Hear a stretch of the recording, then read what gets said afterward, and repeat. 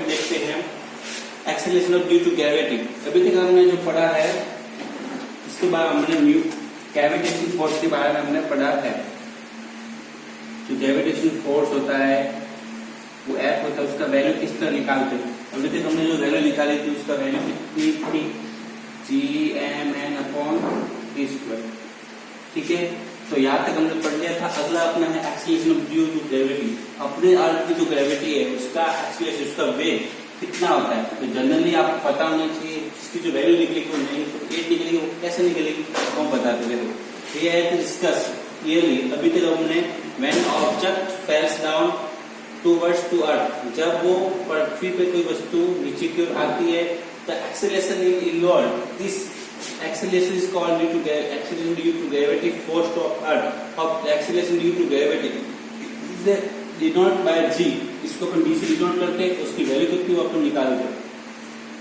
The unit of g is the same as that the acceleration is m/s²।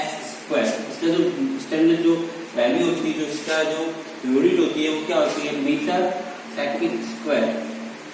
ठीक है, force mass to acceleration आपको पता है, Newton के 3 लॉ होते हैं। अपने इस 9th क्लास में न्यूटन के 3 लॉ दिए हुए जो अपने अगली चैप्टर में अपन पढ़ेंगे।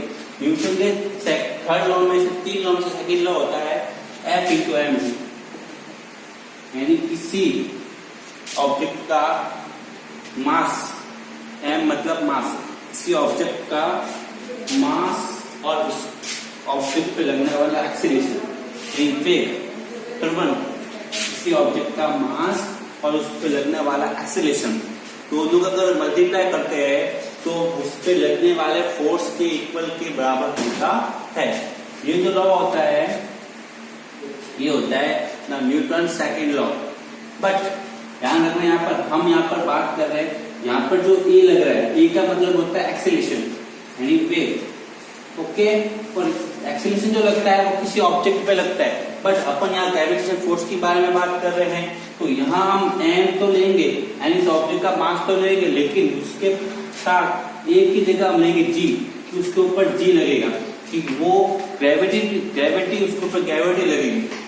क्यों? क्योंकि देखो क्या होता है कि हम जैसे कि अगर आपको कहा जाए कि यहाँ से जैसे कि यहाँ से कोई ऑब्जेक्ट है वो a और ये b है। ओके, अगर आपको कहा जाए कि यहाँ की डिस्टेंस है वो 20 मीटर है। ओके, और इसमें जो टाइम लगता है वो लगता है 10 मिनट्स लगता है। इसकी वेलोसिटी निकालो, इसकी वेलोसिटी कितनी होगी, 20/10 = 2 मीटर पर सेकेंड। ठीक है, अब अगर इसकी एक्सेलरेशन निकालना है तो क्या निकालोगे, एक्सेलरेशन का फॉर्मूला होता है वेलोसिटी अपॉन टाइम, 2/10 0.2 मीटर पर सेकेंड स्क्वायर। तो इसी तरह यहाँ पर एक्सेलरेशन हुआ। लेकिन हम यहाँ पर ग्रेविटेशन फोर्स के बारे में बात कर रहे हैं, तो इसलिए हम एक ही जगह जी लेंगे, क्योंकि यहाँ बात हो रही है ग्रेविटेशन फोर्स के बारे में, इसलिए हम यहाँ पर एक ही जगह जी लेंगे। अगर हम यहाँ पर टाइम और स्पीड की बात करते होते हैं, जैसे मैंने आपको भी बताया था, तो वहां हम इसकी जगह ए लेते हैं। बट यहाँ पर टाइम स्पीड की बात नहीं हो रही, क्योंकि हम ग्रेविटेशन फोर्स के बारे में पढ़ रहे हैं, तो एक ही जगह हम जी लेंगे। जी का मतलब ग्रेविटेशन एक्सेलरेशन, ये ओनली एक्सेलरेशन होता है, और ये होता है ग्रेविटी एक्सेलरेशन यानी गुरुत्वीय त्वरण, और ये ओनली स्पीड का जो एक्सेलरेशन होता है वो होता है। तो F × m × a। ओके, आगे देखिए the second law of motion, गति का दूसरा नियम। न्यूटन का दूसरा नियम भी कहते हैं, गति का दूसरा नियम भी।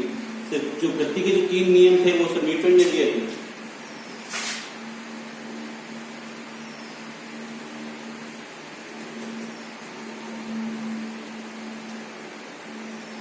क्योंकि यहाँ आपको दिख रहा होगा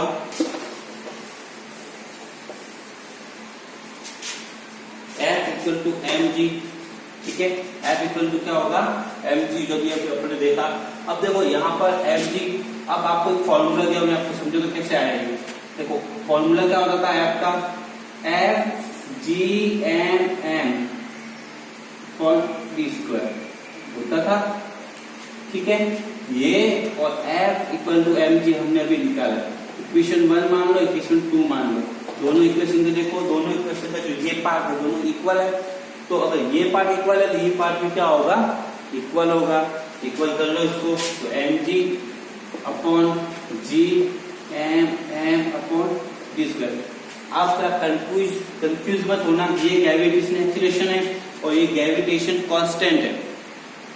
ये ग्रेविटेशन एक्सीलरेशन है, ये ग्रेविटेशन कांस्टेंट है। तो आप यहाँ कंफ्यूज मत होना कि दोनों इक्वल है, दोनों कभी इक्वल नहीं होते। वो तो ग्रेविटेशन कांस्टेंट है, नीतांक है, इसके पट्टी के जो ऊपर होता है वो इसकी वैल्यू कितनी होती है। अगर किसी के भी अगर फोर्स की वैल्यू निकालनी है तो ग्रेविटेशन कांस्टेंट होगा, वो इसकी वैल्यू 6.67 होगी। लेकिन इसको कहते हैं ग्रेविटेशन एक्सीलरेशन। उस ऑब्जेक्ट पर कितनी स्पीड से उस पर एक्सीलरेशन लग रहा है, यानी कितनी स्पीड से नीचे की ओर आ रहा है, तो ये ग्रेविटेशन एक्सीलरेशन होता है। और ये ओके स्टूडेंट, यहाँ तक आपने पढ़ा था। यहाँ हमने F इक्वल टू mg था, ठीक है। उसके बाद एक और फॉर्मूला होता है जो हमने अभी तक पढ़ा था, F G M upon D square, equation 1 and equation 2।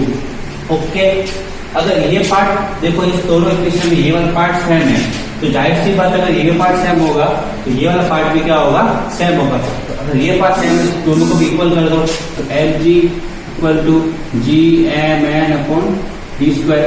या आप समझना, जी ग्रेविटेशन एक्सीलरेशन है और जी ग्रेविटेशन कांस्टेंट है। ओके, फिर क्या होगा, देखो हमको इसकी वैल्यू निकालनी है, तो कैसे निकलेगी इसकी वैल्यू, या सॉल्व करो उसको। देखो g इक्वल टू ये m इसके मल्टीप्लाई में, तो यह किस पे जाएगा, डिवाइड में। तो g m n upon D square m, ये m से m कट जाएगा और g की वैल्यू क्या बचेगी, g m n upon D square. ये इक्वेशन क्या होगी, सेम। इससे हम किसी की भी अगर ग्रेविटेशन कांस्टेंट और उस ऑब्जेक्ट का मास और उसके बीच में डिस्टेंस हमको दिया हुआ हो, हम उसका ग्रेविटेशन कांस्टेंट निकाल सकते हैं। तो फॉर्मूला होता है G M upon D square. तो ये फॉर्मूला होता है ग्रेविटेशन कांस्टेंट। वेन एम का मतलब होता है मास ऑफ अर्थ, पृथ्वी का द्रव्यमान, the distance between the two objects and earth, and G इनके डिस्टेंस, डी का मतलब डिस्टेंस, एम का मतलब मास, ओके, और जी का मतलब ग्रेविटेशन कांस्टेंट।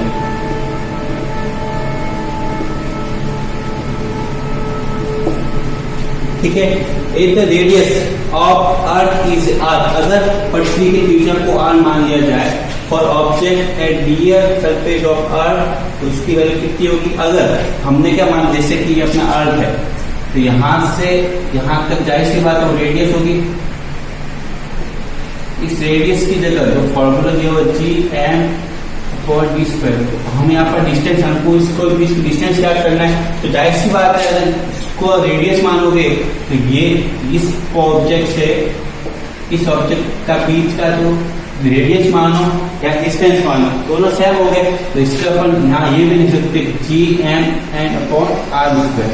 तो अगर हम पर आर को रेडियस मानते हैं तो उस अर्थ पर ग्रेविटेशनल एक्सीलरेशन का जो फॉर्मूला होगा वो क्या होगा, G M upon R square. यानी इस चीज को जगह आर स्क्वायर भी लिख सकते हैं, बट कंडीशन ये होगी हम उस अर्थ की रेडिएशन से उसको डिस्टेंस माप रहे हैं।